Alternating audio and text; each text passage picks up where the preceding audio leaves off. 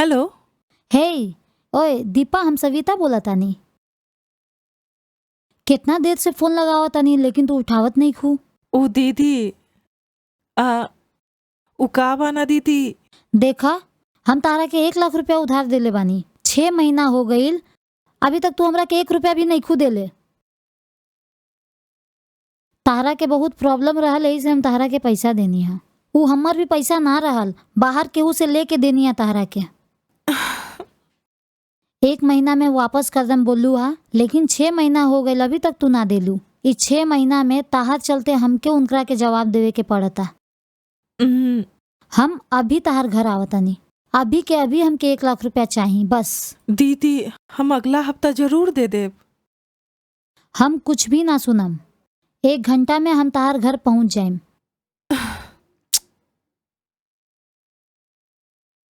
अजी सुनी ना, हम ना अपन सहेली से जरूरत खातिर ओकरा से 1 लाख रुपया कर्ज लेनी है। 6 महीना हो गए, अभी तक हम एगो भी रुपया ना देनी। वो अभी 1 घंटा में आए वाले बिया, पता ना हम का करी। अगर हम ओकरा से मिलेम ना तो सब गड़बड़ हो जाई। ओकरा से बोल देम कि हम गांव गइल बानी। ठीक बा।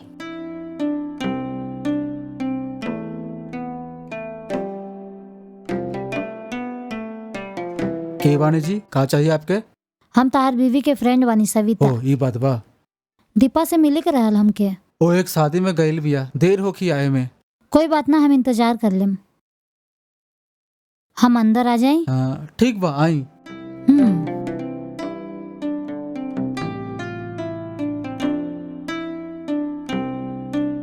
बैठी।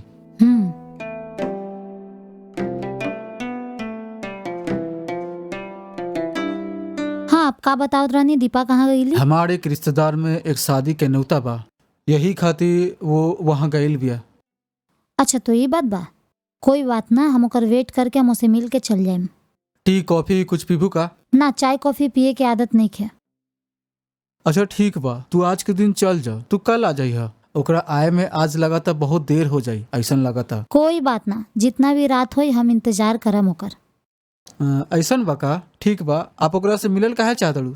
बहुत जरूरी 1 लाख रुपया हमसे उधार मांगले रही। हम भी 1 लाख रुपया उठा के दे देनी ओके। पैसा लेके 6 महीना हो गईल, 1 रुपया अभी तक हमके नहीं खी देले। ओ पैसा वापस करे के बा का? आप उनकर पति बानी और अभी तक तारा के कुछो नहीं खी बतैले।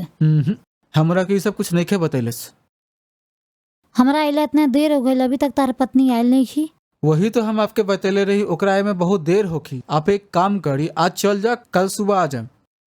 चलो ठीक बा, तो हम निकला तानी। अगर वो आ जाए ना तब बता दिया आयल रहनी। जितना जल्दी हो सके 1 लाख वापस करके बोल दा। ठीक बा जी। ठीक बा, निकला तानी।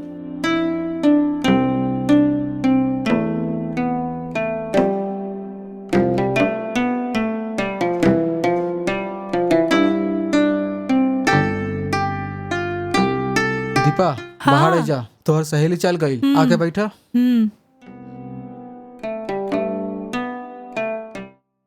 अरे बाप रे, अभी हमार मन शांत भइल।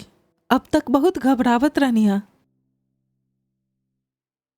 अरे ई केकर फोन है जी? ओकरा कही होई। हाँ? अरे बाप रे, वो फिर से आ जाई का? का नाटक बाई?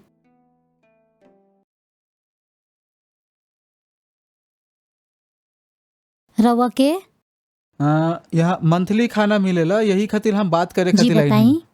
हूं। हमरा के मंथली खाना चाहिए मैडम। गूगल में खोजनी है तो अच्छा। आपका नाम आइल बा। हम्म, आपके खाना खातिर बहुत बढ़िया रेटिंग देख ली। ओके। यही पूछे खातिर हम आईनी है खाना के डिटेल्स के बारे में। चलो ठीक बा सर, चली अंदर ठीक चली। बा मैडम। बैठी बात करत तानी। ना ना मैडम, कोनो दिक्कत नहीं है। तनी डिटेल में बताई। हमरा के मंथली फूड चाहिए मैडम। ठीक बा सर। महीना में कितना रुपया लगी? वेज या नॉन वेज, दिन में कितना टाइम चाहिए, ये सब बताएं तभी ना हम बता सके नहीं कुछ भी।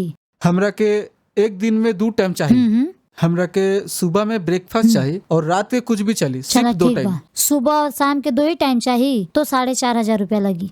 क्या मैडम 4,500? हाँ सर। आपका रेट कुछ ज्यादा ही लगा था मैडम। अगर आप होटल में खाएं ना तो सिर्फ एक वक्त के खाए खातिर 150 रुपया लग जाये, लेकिन हमारे यहाँ पे सुबह और रात दोनों वक्त के मिला के 150 रुपया लगी। बाहर दूसरा कैंटीन में आपके ज्यादा चार्ज लगी। हम ऐसे भी तारा के कम बतैले बानी। जैसे भी करके देखिए, आपका रेट बेसी बा मैडम। अगर तारा के अच्छा खाना खाए के बा तो थोड़ा ज्यादा खर्चा तो लगबे करी ना, एकरा से और कम नहीं कर सकत हम। ठीक बा, एडवांस कब देवे के होगी? वैसे आपके खाना कब से देवे के रही? ऐसा लगा था कल से स्टार्ट कर देवे के बा मैडम। अच्छा, तो जैसे कल ही है तो फिर कुछ पैसा तू एडवांस खातिर दे दी है। ठीक बा मैडम। अभी खाए खातिर कुछ बात तो खिला दो, टेस्ट भी चेक कर देख लम। जी जरूर। खाना टेस्टी बा कि ना ये चेक करे हाँ खातिर जी, रउआ हाँ जी, पूछत बिल्कुल। तनी ना। आई सर, नाश्ता जी। तैयार बा, हम वही ओके। दे देतानी। बैठी सर, 1-2 मिनट रुकी, हम नाश्ता हाँ लेके जी, आवतनी। ठीक बा।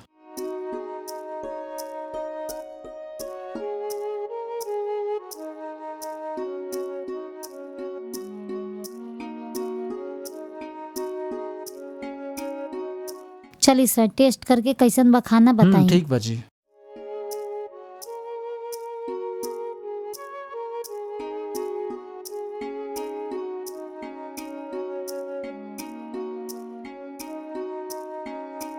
खाना कैसन लगल आपके? टेस्टी बा कि ना?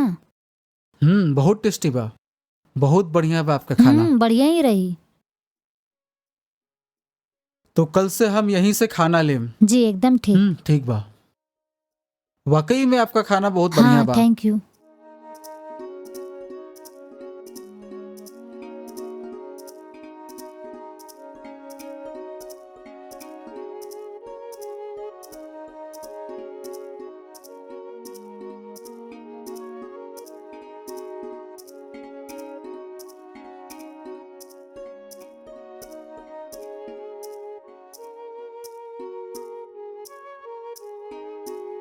तो कल हम एडवांस ला के देम और हम कल से स्टार्ट करम जैसन आपका आपके खाना। तो मर्जी। हम चला तानी। जी ठीक बा।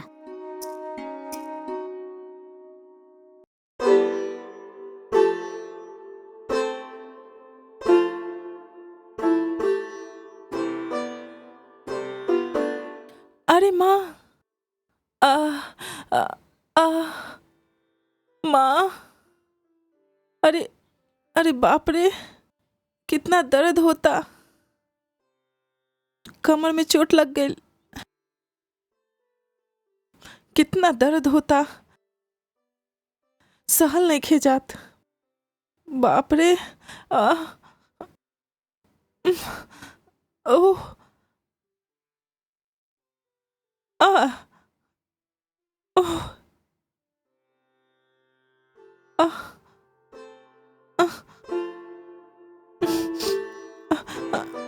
आ, आ,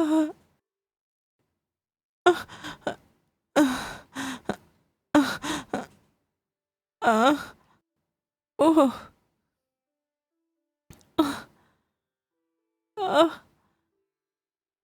सहने की पावत भगवान। माँ,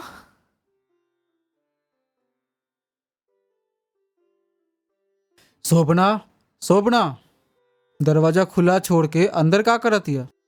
शोभना, शोभना, शोभना, कहाँ बाड़ू तू? का सुतल बाड़ी अभी? का भइल शोभना, बाप ऐसे रे। काहे सुतल बाड़ू? किचन में बर्तन धोवत रहनी हा, अचानक पैर फिसल गेल जी। ठीक बा, उठी हॉस्पिटल लेके चला तानी। इतनी से कमर दर्द खातिर हॉस्पिटल जाइब का? वहाँ सेल्फ में कमर दर्द के दवा बा, लेके आ जाई ना। ठीक बा, लावा तानी। माँ, माँ, माई, माई, ला उठा। काहे जी, हमके काहे देतनी? थोड़ा लगा सकत नहीं की का? हमारे एगो दोस्त बना, वो बाहर वेट करत रही, मिले के बा ओकरा से। ला तू ही लगा ला। ऐसे काहे बोलतनी? हम दर्द से इतना छटपटातनी। हाँ, अभी आपके दोस्त के साथ जाना जरूरी बा का? ओ, चलो ठीक बा, जाई। तारा बात साथ ही शादी बाकी- करके हमार जीवन बर्बाद हो गई। 1 घंटा में आ जाएम हम। दोस्ते के साथ रही।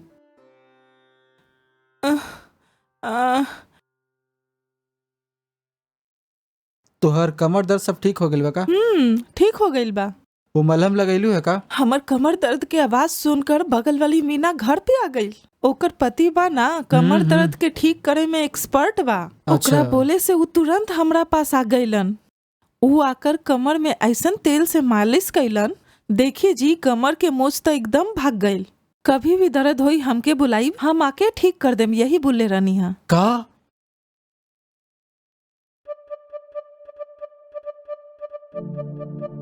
सर, हाँ? Hi sir. का बात बजी? जी आज हमार जन्मदिन बा, ओह। इसलिए हम आपके मिठाई खिलावे आयल बानी। जी का हम अंदर आ जाई? का है जी, ऐसे भी कोई पूछेला? अंदर आई ना, आई अंदर। Happy birthday. Thank you sir. ली मिठाई ले ली। हाँ ठीक बा।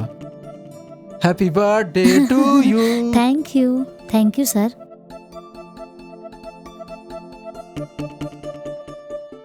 का भइल सर? लागत रहुआ कुछ गहरा सोचता नहीं। बात उन्हें की जी, हैप्पी बर्थडे बोल के आप हमरा के मिठाई देला, लेकिन हम तो आपसे कभी मिलले ही नहीं थे। यही खातिर हम सोच में पड़ गए नहीं कि आप के बानी। एमे सोचे वाला का बात बा? अगर हमसे पूछती तो हम ही बता देती। ठीक बा, हम अभी पूछा था नहीं आप के बानी।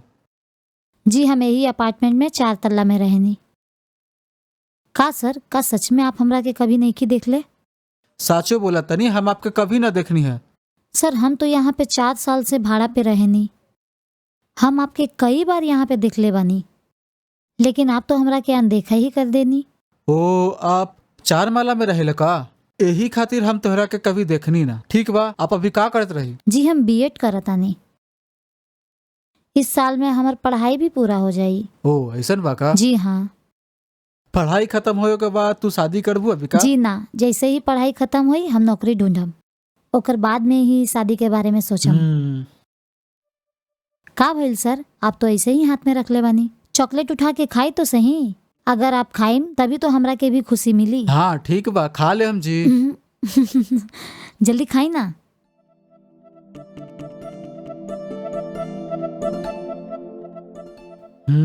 तहार चॉकलेट तहार जैसा टेस्टी बा। थैंक यू सर। अरे का पाई चॉकलेट में? खाते खाते लगत रही कि माथा घूमत है। और नहीं तो का, नशा के दवाई मिलावल चॉकलेट खाए में तो इसने लागी ना। नशा वाला चॉकलेट खाइबा तो चक्कर तो आई ना तारा के। इसलिए थोड़ा नशा नशा लगत है। एक लड़की कुछ देवे ले तो बिना सोचले समझ ले खा जाला ना तू लोग। उ का देतिया, काहे देतिया, आगे पीछे के कारण कुछो ना सोचेला तू लोग। बस उठैला और मुंह में डाल देला। इस सारा चोरी करे खातिर ही तो हम यहाँ पे आयल बानी। हम तो सोचले भी ना रहनी कि इतना आसानी से हमार काम बन जाये। ठीक बा, हम पहले अपन काम तो निपटा ली। अच्छा से बेहोश हो गइल बा। जब तक एकरा के होश आई तब तक सारा सामान यहाँ से लेके निकल जाए के बा।